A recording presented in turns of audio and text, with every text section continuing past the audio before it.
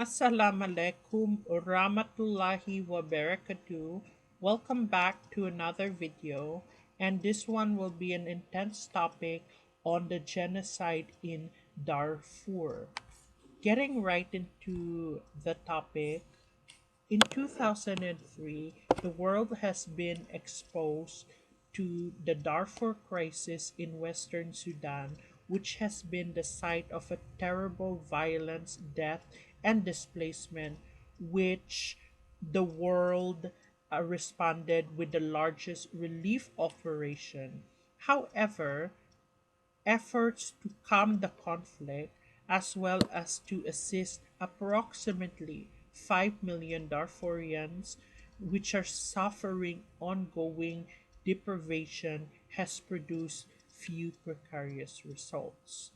You have to understand, Sudan, like most African post colonial states, are the victim of imperial cartography, which is the region was shaped by borders by the British during the 19th century scramble to claim Africa and its resources. Sudan is a force curable of Muslim Arabs and black Africans, which resulted in disaster. You have to understand the blacks in South Sudan, which became an independent nation, are mostly animists, followers of traditional religion, or converts to Christianity. And this, taking it in consideration, the crisis in Darfur is about anti blackness.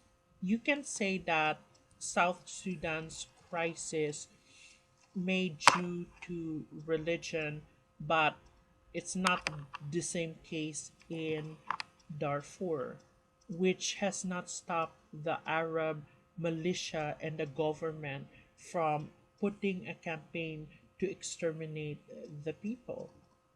You have to understand, behind the tragic events of Darfur lies a very complex history of social inequalities, environmental crisis, and competition of resources, as well as conflicting notions of identity, militarization of rural societies, which is due to the chronic problem of bad government which has plagued Sudan since its independence from British rule in 1956.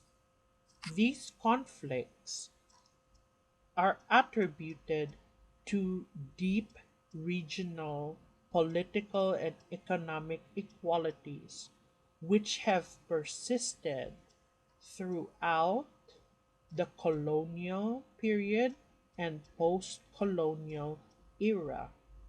You have to understand, for several centuries, the Fur, which Darfur gets its name, were the dominant political power until they were absorbed by the forces of Al Zubair Rahman in 1874, which brought it under the Turco Egyptian colonial administration, which was overthrown by an Islamic revival movement known as Mahdiya. The Sultanate of Darfur remained independent, but because of the alliance with the Turkish Empire or the Ottoman Empire, the British invaded and annexed Darfur into the Anglo Egyptian domain in 1916, and it has been forever part of Sudan ever since. You have to understand that the government's genocidal policy to Darfur and the South is all about resources. And the location of the Arabs in the north, which is primarily barren and arid, is contrasted to the south, which is mainly arable with rich oil deposits and the government seeks it. And basically, the destructive path which the government in Khartoum is doing is against non Arab people, in this case, black, which means anti blackness. And racism is basically fueled against not only the people of Darfur, the Nubians, the people in the Nuba Mountains, um, and the Bija, because it's all about resources, but at the same time, it's because of racism. And you have to understand that Arabs see Darfur genocide as a public relation disaster rather than a racist war against black people. And what you have to understand is that North Sudanese, which are primarily Arabs, which are actually a mixture of black and Arabs, and blacks who embrace the Arab identity, have their own ideologies that distinguish from the inhabitants of Darfur. This crisis um, escalated in the 1980s because of diminishing resources. The Arabs are mainly pastoralists, while the inhabitants of Darfur are sedentary farmers. Quarrel escalated and erupted during the colonial period and the post colonial period.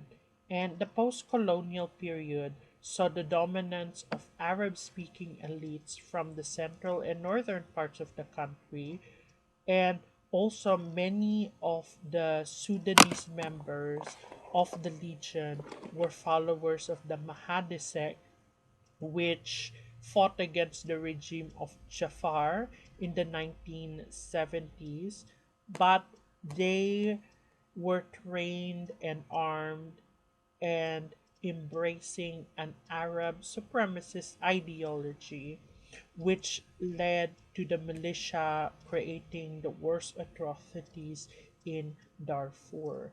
And this is all because of the propaganda involved to claim that Arab speaking groups in the western part of Sudan have been marginalized politically and economically, even though it's not the case.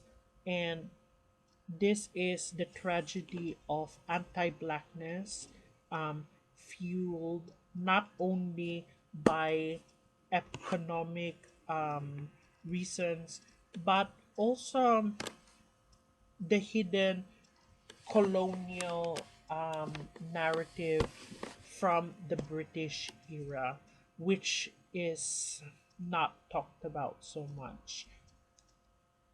Hopefully, you learned a bit about the video. Sorry it is long.